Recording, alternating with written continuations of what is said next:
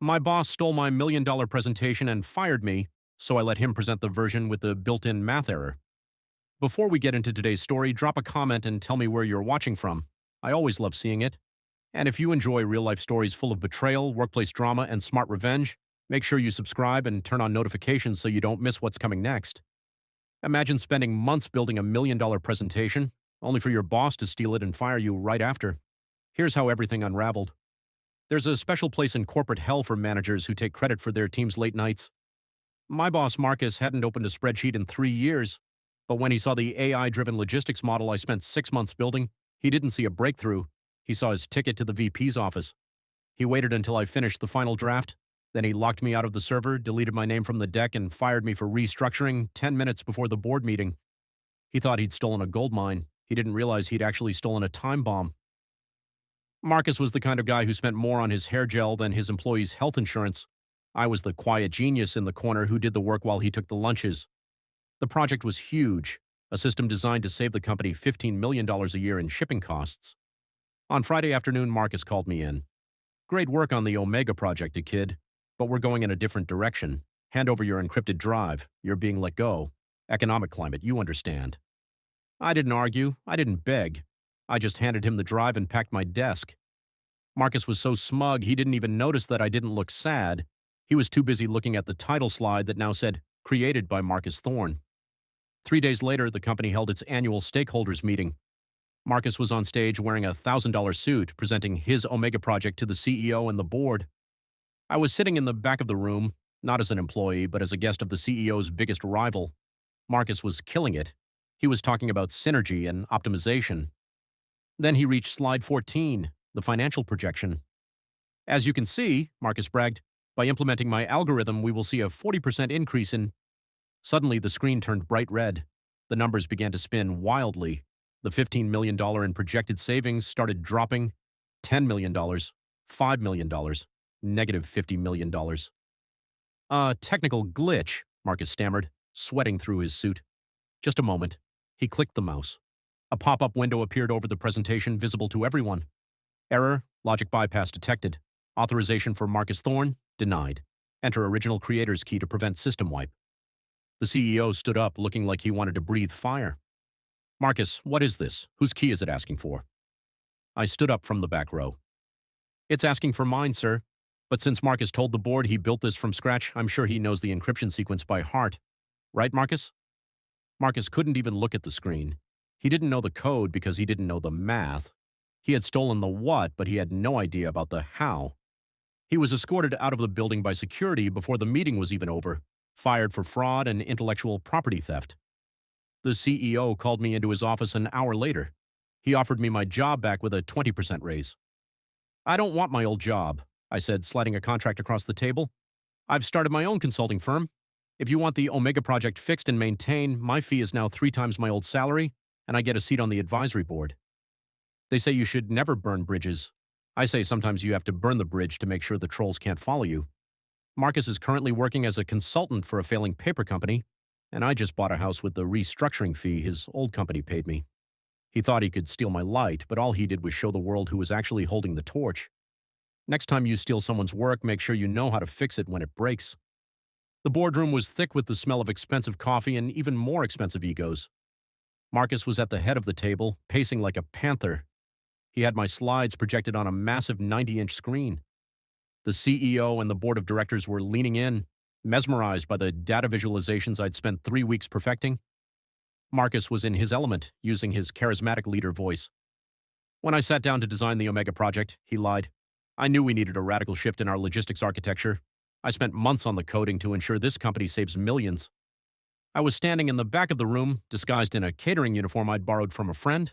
I just wanted to see the moment the clock hit 0. Marcus reached the live projection phase, the crowning jewel of the presentation. This was the part where the software analyzed the company's real-time shipping data to show immediate savings. "Now watch the magic," Marcus beamed, clicking the calculate button.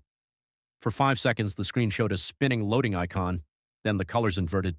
The sleek corporate blue turned into a jarring, flashing emergency red. The projected savings counter didn't stop at $15 million. It started spiraling into the negatives, minus $10 million, minus $50 million, minus $200 million. Marcus? The CEO asked, his voice dropping an octave. Why is your perfect system telling me we're going to be bankrupt by Tuesday? Marcus started frantically clicking the mouse. It's just a glitch. The data is just refreshing. Give me a second. He clicked refresh.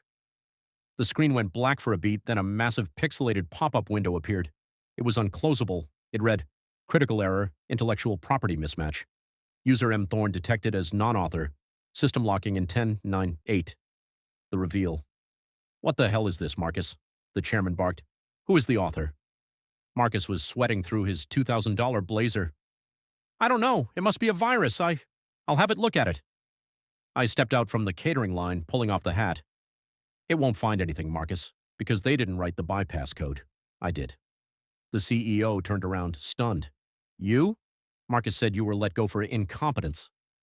I was let go because I finished the work he wanted to steal, I said, walking toward the screen. Marcus told you he wrote this. So, Marcus, if you wrote it, you should know the 12-digit override key that stops the server from wiping the database in 5 seconds. Marcus stared at the keyboard like it was written in an alien language. He didn't know the code. He didn't even know what language the program was written in. 5, 4, 3. I... Marcus stammered, his mouth hanging open. 2, 1. The boardroom was dead silent except for the high-pitched ringing of the emergency alarm on the screen. Marcus was frozen, his hands hovering over a keyboard he no longer had the right to touch. The CEO, a man who famously valued results over everything, stood up and tucked his chair in with a slow, deliberate click. Marcus, the CEO said softly, which was much scarier than shouting. You told me this was your masterpiece. You told me you were the architect. Yet you can't even stop the building from burning down.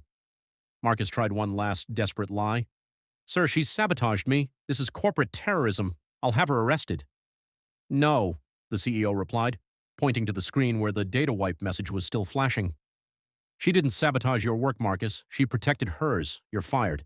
Security is waiting in the hall to walk you to your car. Don't bother coming back for your things. We'll mail them to you in a box. As Marcus was led out, looking small and defeated, the CEO turned to me. The room was still in a panic. Without the Omega project, their logistics were a mess.